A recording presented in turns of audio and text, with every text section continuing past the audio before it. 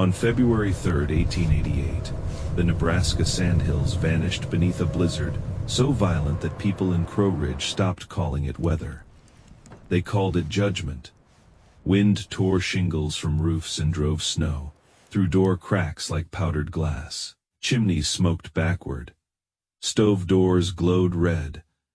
Families burned, stair rails, porch planks, broken chairs, even the shelves from their cupboards, just to keep one room above freezing. By midnight, the richest house in town was burning furniture. The church was full of smoke.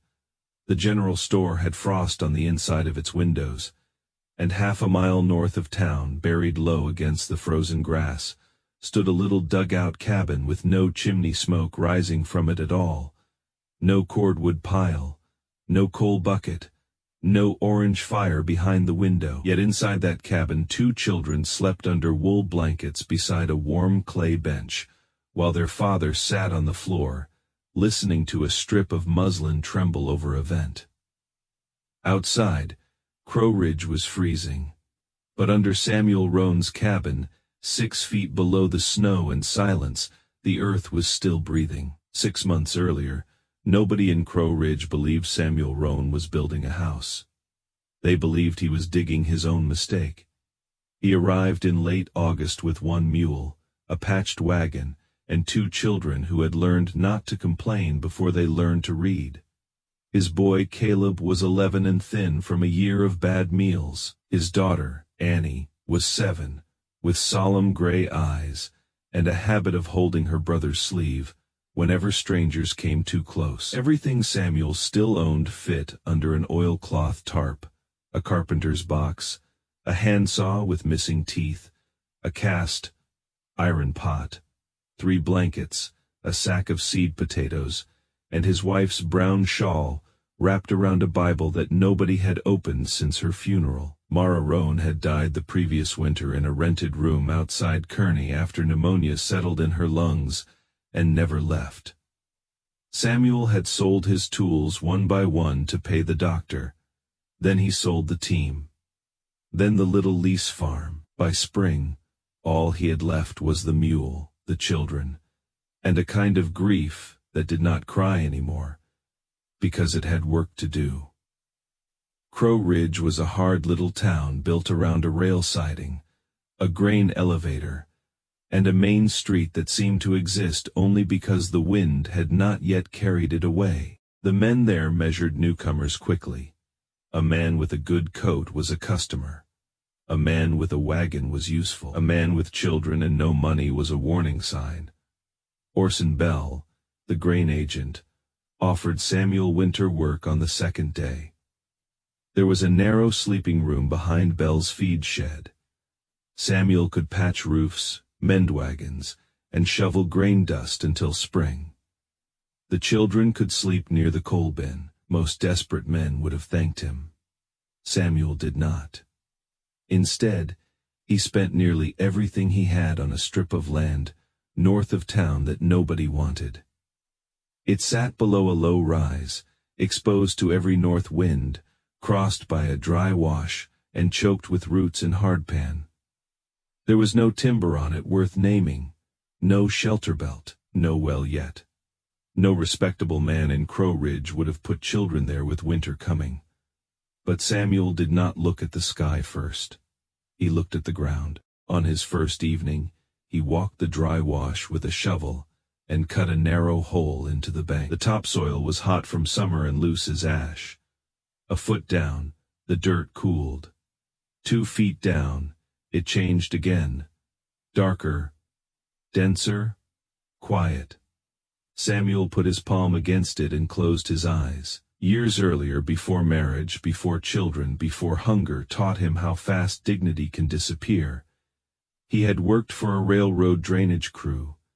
He had dug culverts, tile runs, ice cellars, and root pits from Iowa to western Kansas. He had watched buried water stay drinkable when tin cups froze on shelves.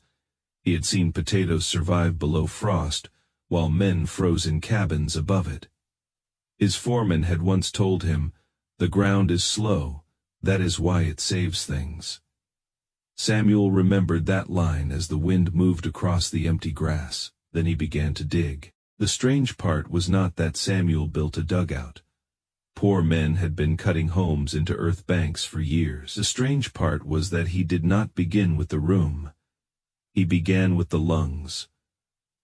For the first 2 weeks, Samuel cut trenches across the north side of the property in a pattern. No one in Crow Ridge understood. They started near the dry wash, ran deep through hard soil, bent in long shallow curves, and sloped toward 2 stone-lined pits, before turning back toward the place where the cabin would stand. Caleb hauled broken limestone in a grain sack, until the skin across his shoulder rubbed raw. Annie gathered prairie grass for chinking, and stacked it in careful little bundles beside the wagon. Samuel drove the shovel until his palms split. He worked before sunrise and after dark. When the shovel struck hard pan, he used a pick. When the pick loosened stone, he lifted it by hand. When his back locked, he knelt and kept working. Men began riding by just to laugh. One said, "Roan, if you dig any deeper, you can rent to moles." Another asked whether he planned to hide the children underground until April. Samuel rarely answered. He only stood at the north edge of the trenches and watched how the wind moved. It did not blow as one thing. It dropped, curled, rushed along the wash, struck the bank, then slid low across the grass. Samuel marked those paths with stakes. Then he changed the trench angles. The town thought he was avoiding the weather. He was studying how it would attack. By September, Hiram Cole's salvage yard became Samuel's lumber yard, hardware store, and furnace shop all at once. Hiram had piles of ruined stovepipe, dented milk cans, cracked drain tile, sheet iron, rusted barrel hoops, and old telegraph insulators behind the blacksmith shed. Most of it was junk. Samuel treated it like a catalog. He bought only what nobody else wanted: bent pipe, broken tile, a square iron register from a burned hotel, a pile of clay flue sections cracked at one end. Hiram watched him load the wagon and finally asked, "You fixing a stove or burying one?" Samuel lifted a pipe section and sighted through it. "Neither," he said. "I'm giving the house a throat." That answer was repeated in the saloon before supper. By lantern light, men were laughing over the idea that the widow, man north of town, planned to heat his children with a throat made from scrap pipe. But Samuel was not trying to make heat. That was the thing almost everyone missed. A stove makes heat and loses most of it through the chimney. A thin wall catches wind and gives heat away. A big room swallows warmth before people can use it. Samuel wanted something different. He wanted air to enter low, travel through buried earth long enough to lose its knife edge, drop its water into a pit, and arrive under the cabin steadier than the storm outside. Not warm like fire, not even warm enough to brag about, just warmer than death. He laid the pipe and tile in lengths, sealing the joints with heated pine pitch, strips of canvas, clay, ash, and horsehair. He made every line slope slightly toward the stone pits so condensation could drain instead of freezing inside the system. He built the north intake behind a woven wall of brush and broken fence rails, not to block snow but to catch it. Snow trapped there would insulate the mouth of the system and keep the worst wind from roaring straight through. Caleb did not understand all of it, but he knew the work mattered. By the way, his father listened to the pipes after burying each section. Samuel would kneel, hold a candle near the opening, and watch the flame lean. "Is it working?" Caleb asked one evening. Samuel stared at the candle. "It is moving," he said. "Working comes later." The first failure came before the roof did. A cold rain arrived in early October and turned the trench lines into black mud. That night, Samuel felt the airflow weaken beneath the unfinished floor. It smelled wet. Heavy wrong. One clay section had settled flat, instead of falling toward the drainage pit. Water had gathered there and was slowly choking the line. Samuel did not curse. He pulled on his coat, took the shovel, and dug the trench back open by lantern, light while rain hardened into sleet across his shoulders. Caleb held the lantern with both hands, teeth chattering. Annie slept in the wagon, wrapped in Mara's shawl. After an hour, Caleb said what both children had been trying not to ask. "Pa, what if the ground won't do it?" Samuel kept digging. The wind blew sleet across the open trench. Mud sucked at his boots. His hands were bleeding through the seams of his gloves. At last he said, "Then I'll know before January." That was all. The next morning, a woman named Clara Hensley rode out to the property. She was the town doctor, though half the town still called her Mrs. Hensley, because they did not like a woman with medical books giving orders. She had heard about the pipes from 3 patients and the laughter from everyone else. She did not laugh when she arrived. She stepped carefully along the trench, looked at the intake, studied the slope, and asked Samuel where the water would go. Then she asked what happened when warm indoor breath met colder pipe walls.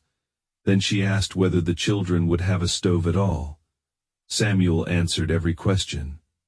Clara listened. Finally she said, "This is not foolish." Caleb looked up so quickly he nearly dropped a stone. But then Clara's face tightened. "It is also not mercy," she said. "If one part freezes, if one pit floods, if the ground goes colder than you expect, those children will not have time for you to learn slowly." Samuel looked toward the wagon, where Annie was trying to sew a button onto her brother's coat with thread too dark for the cloth. "I know," he said. Clara turned back to the buried lines. "No," she said quietly.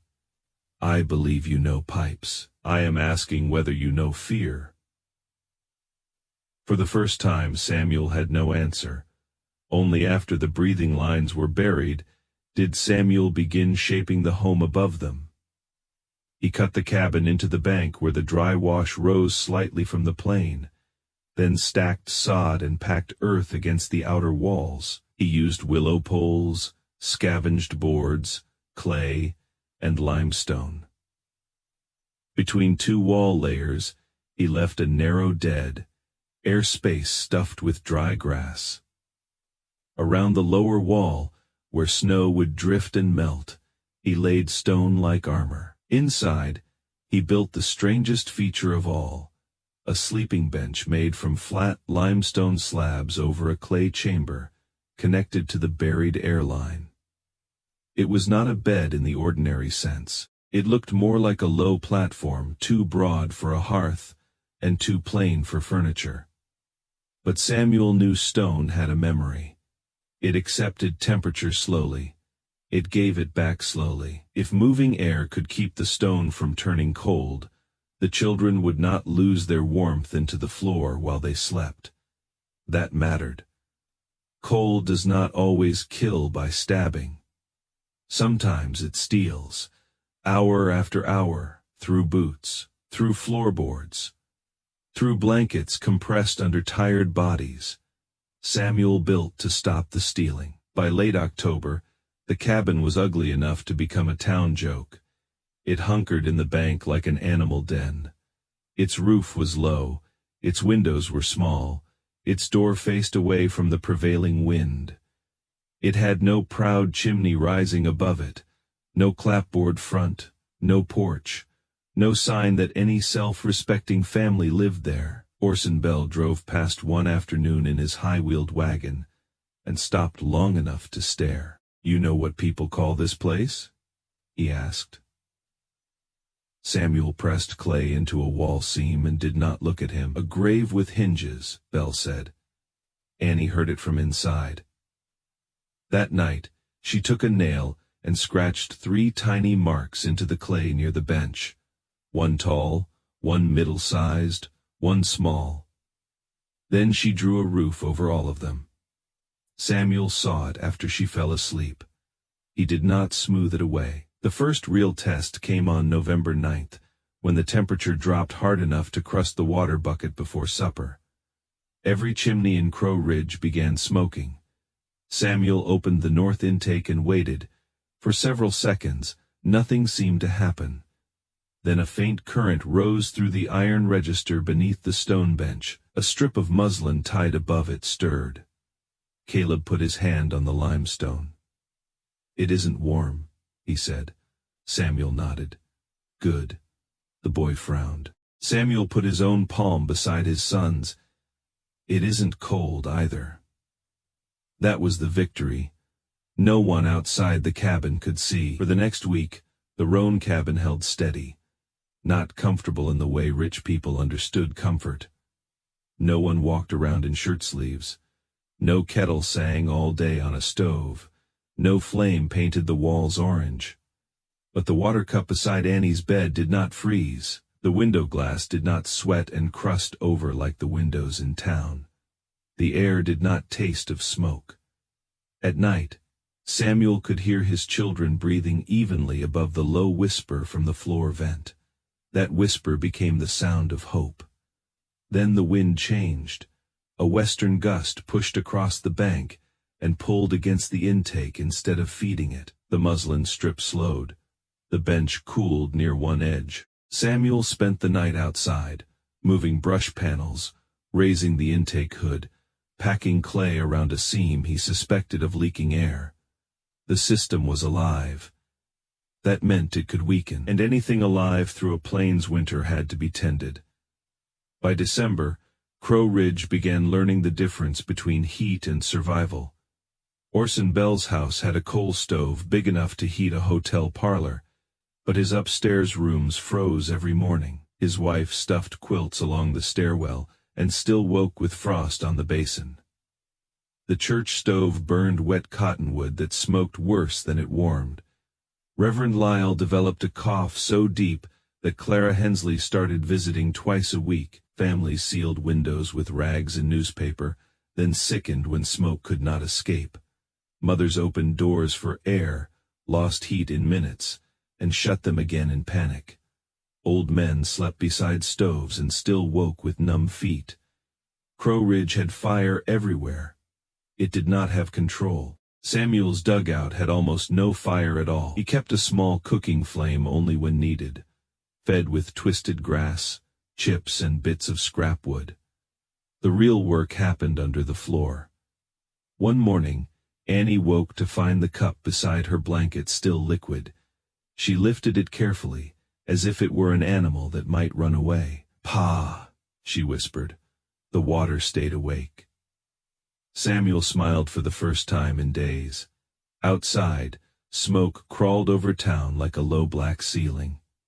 Inside the dugout, the air smelled of damp earth, beans, wool, and sleep. Then Samuel tried something that made the laughter start again. He built a glass lean-to on the south wall. It was hardly a greenhouse. It was a crooked frame of willow poles, salvage glass, oilcloth, and clay seams. But he ran a shallow branch from the main airline beneath two narrow planting beds and filled them with dark soil from the wash. The heat there was weak, barely a breath, yet it kept the soil from locking solid. By Christmas week, Annie pulled 3 pale green shoots from the bed and carried them inside like treasure.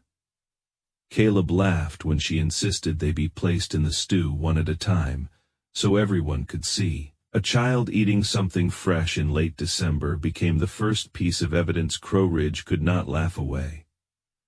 Clara Hensley saw it herself when she came to check on Annie's sore throat. She knelt in the lean, to press 2 fingers into the soil, and then looked through the frosted glass toward the north intake. "How deep are the lines?" she asked. "Deep enough for the ground to forget the wind," Samuel said. She did not smile. She understood too well how important that answer might become. January punished the town slowly at first. Coal deliveries grew irregular. Then the rail line iced over west of North Platte, and the last promised shipment never came. Wood piles dropped. Men rode farther for cottonwood, and came back with green branches that hissed in stoves and filled rooms with smoke. The cold found every shortcut. It traveled through nail heads, window frames, floor cracks, stovepipes, wet boots, damp bedding, and the tiny spaces around doors that people had promised themselves they would fix before winter. Samuel's system struggled too. The ground around the intake froze harder. Frost crept deeper than he expected. He shut the greenhouse branch during the worst nights and kept every moving breath under the stone bench. Twice, mice packed grass into a pipe joint near the brush wall. Once, sleet sealed the intake hood, until Caleb beat it free with a hoe handle, while Samuel held a lantern against the wind. The dugout was not a miracle. It was labor hidden under earth. Every day Samuel adjusted it. Every night he checked the muslin. Every morning he opened the drainage pit and listened for water. On February 2nd, the sky turned the color of old tin. Clara Hensley saw it while crossing Main Street and stopped in the road. The wind had gone strangely gentle, the kind of gentle that made animals restless. Horses pulled against their ropes, chickens packed themselves under wagons, smoke from chimneys flattened sideways instead of rising. By afternoon the temperature began to fall so quickly that spilled water froze in ridges before it finished running. Samuel walked the intake line with Caleb and packed extra earth around the joints. He closed the lean to branch completely. He opened the main line only halfway, not for more air, but for steadier air. Fast movement would steal heat from the stone before the ground could answer. At dusk, he stood inside the cabin and put his palm on the limestone bench. Still alive. That night, Crow Ridge disappeared. The blizzard hit after dark with a sound like a freight train breaking apart. Snow drove sideways so hard it passed through siding cracks and settled in white stripes across indoor floors. Window glass shattered at the hotel.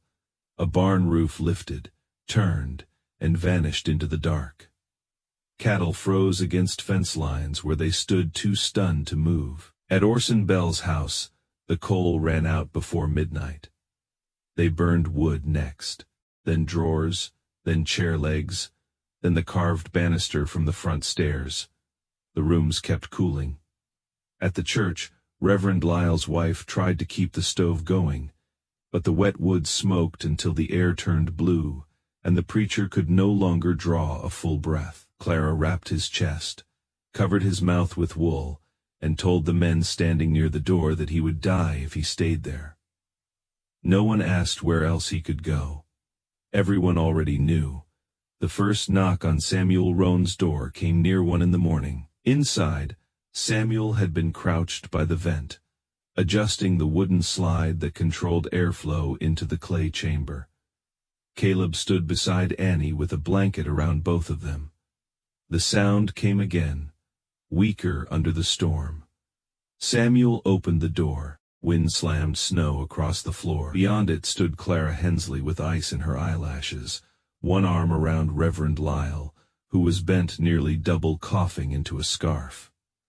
Behind them were 3 children from the storekeeper's family, and Hiram Cole dragging a sled with an old woman on it.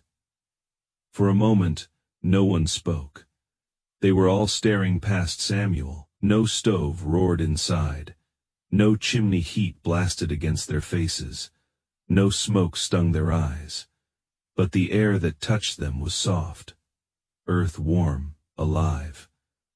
"Bring them in," Samuel said. By 2 o'clock, 13 people were inside the dugout. By 3, there were 19. By dawn, 22 souls were pressed into a room built for 3. Wet coats steamed. Boots thawed and leaked onto the packed floor. Children whimpered in their sleep. Every new body brought heat, but also dampness.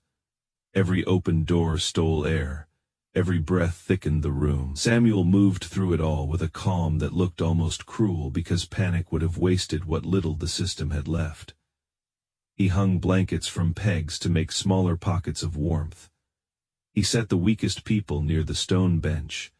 He ordered wet outer coats to the far wall. Not near the vent, he rationed the cooking flame. He made men take turns pressing snow from the door seams. He opened the intake less than they expected, and more than he wanted. Orson Bell arrived last, his face gray with cold, carrying his wife's gloved hands under his coat because she could no longer feel her fingers. He did not look at Samuel. He did not mention the grave with hinges. Pride had frozen somewhere behind him in the storm. For most of that day, the dugout held. Not warmly, not easily, but it held. Then, near evening, Samuel felt the first true warning through his bare palm. The stone bench was losing its middle, not the edges. The middle. That meant air was arriving slower beneath the clay chamber.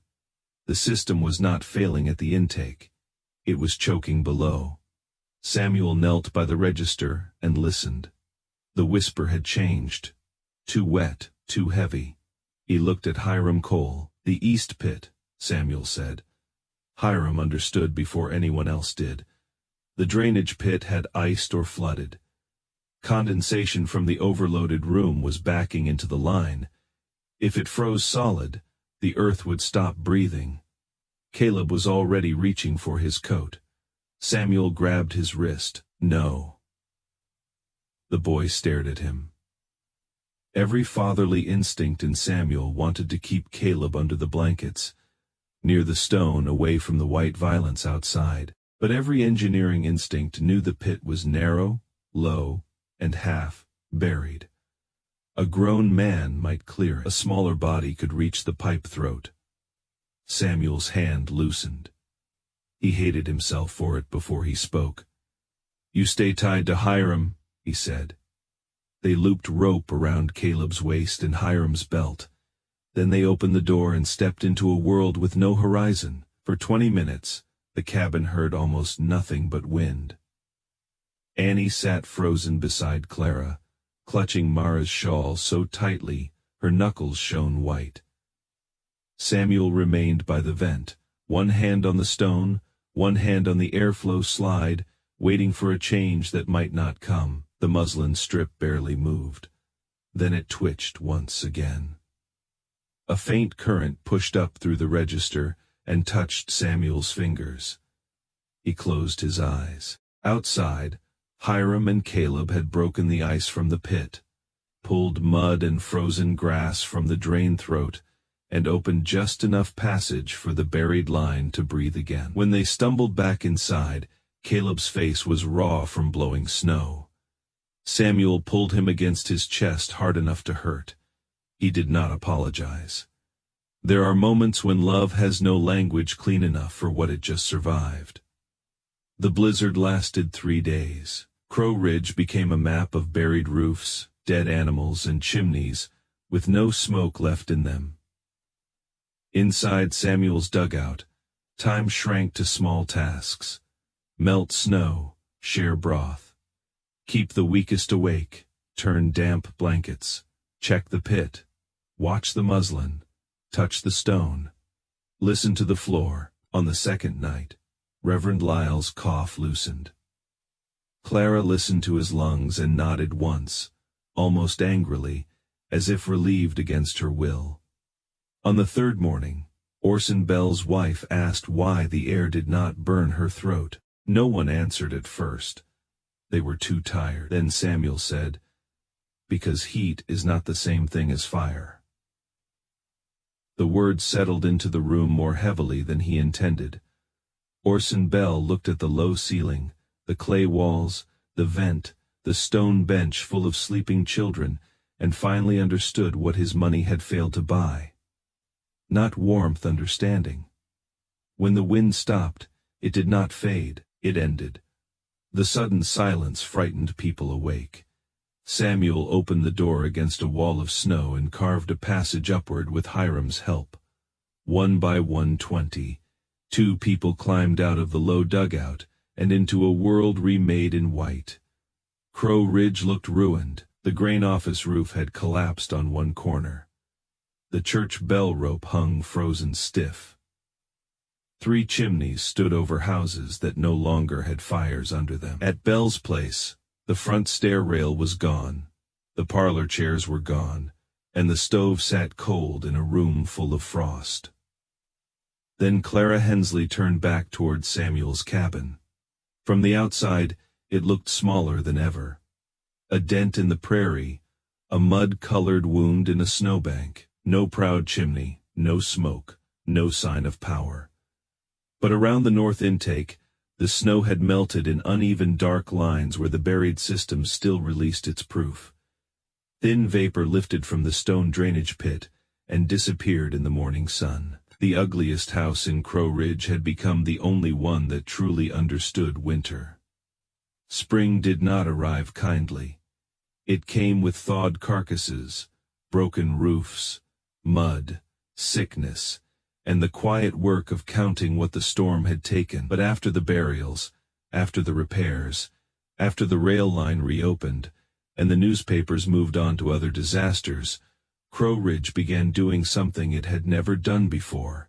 It began digging down. Hiram Cole stopped laughing at scrap pipe and started making proper collars, clean register plates, intake hoods, and drainage covers.